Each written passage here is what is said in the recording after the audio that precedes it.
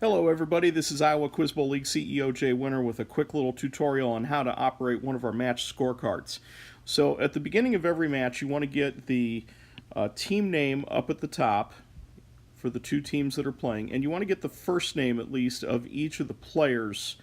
Now I would recommend writing this in some order that is logical to you. So maybe Jay is the player that sits closest or furthest away from where you're seated, depending upon how you do it. Just any way that you want to keep these people straight, because many of them will probably not have name tags during the course of the match, although we're trying to work on that as something to help us out. So you'll notice that down the middle of the particular scorecard here are the numbers 1 through 20. So there's a 1 through 10 with an H for halftime, and then you see the word sub, where we can sub at halftime. We'll talk about that in a minute. And then we've got 11 through 20 for the second half, and then a tiebreaker if we need it. And then down here at the bottom of the page is the summary of how to do that. So let's kind of run through a quick example or two of how to fill in this scorecard. So we're going to say that there are no rebounds in this particular tournament on bonuses. So, the first question pops up, and Dan buzzes in for Waukee and gets it correct, and he gets 10 points. So we're going to write 10 points under Dan for the very first toss-up. So that number 1 refers to the toss-up, and Dan got it for 10 points. So the bonus comes along, and Waukee gets that, and they get 20 on the bonus. Since there are no rebounds, we don't worry about this column, but if there were, then you'd write them in for the other team, because they would be the team that'd be stealing the points you see. So running total in this column right here is probably going to be your most important, to make sure that you keep the running total accurate for each and every question at the end of it.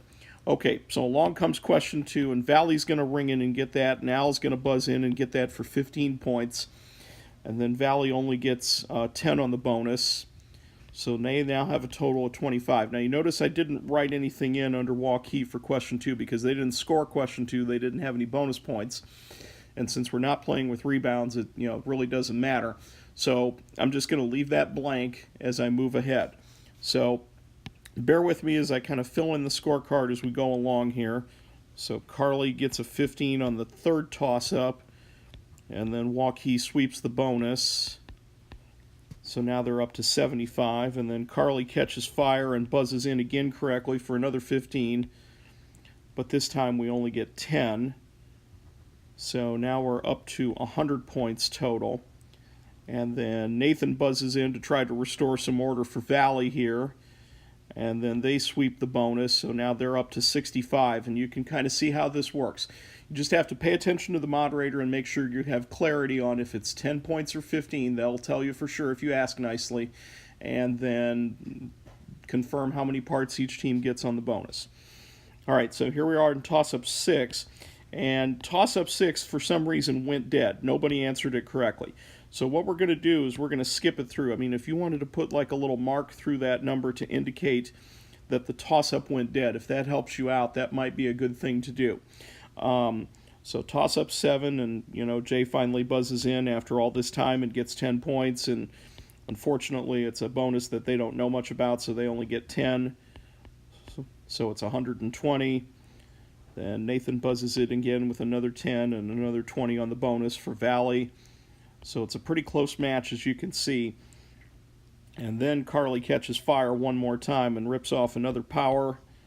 And they sweep the bonus. So it's 165. And then finally Al buzzes in again at the end, but they only get 10. So it's 115. So now for this box down here, that's boldface box, go ahead and write in what the halftime score is, so that way you now know what it is. So it's 165 to 115 at the half. All right, so we're going to continue on with the second half here, and I'm just going to kind of zip through this real fast, and then we'll show you what to do at the bottom. So I'm going to fill in the rest of it here, and I'll be back shortly. Okay, so as you can see now, we've got quite a second half going on. A lot of points for Waukee, a lot of points for Valley, and then when it's all said and done, we've got a final score of 335 for Waukee and 250 for Valley. So once you validate the final score, go ahead and write it in these big boxes down here. That's going to call the scorekeeper's attention pretty quick. And then you're also going to want to total up the bonus points and the rebound points if there are any. So we didn't have any rebound points, so we don't have to worry about those two boxes, but the bonus points we do. So it's just simply a matter of adding up all the bonus points for each team. So 50, 60, 70, 100, 150. So it was 210 in the bonus points for Waukee. And then you come over here and do the same thing for Valley. So 40, 50, 60, 70, 100, 130. They got 160 points. So you would write down 160 points in bonus points. Now, down here at the very bottom where it says summary, this is going to make the scorekeeper's life a lot easier and the statistician's life a lot easier. So if we're using a program like SQBS, what you're going to do is for each player that buzzed in and got an answer correct, you're going to write their name, and then you have to write in how many of each they got. So Jay, for example, he got 2 powers, and then he got 2 tens, 1 in each half. So it would be 2 and 2. And then Carly had 3 powers and a 10.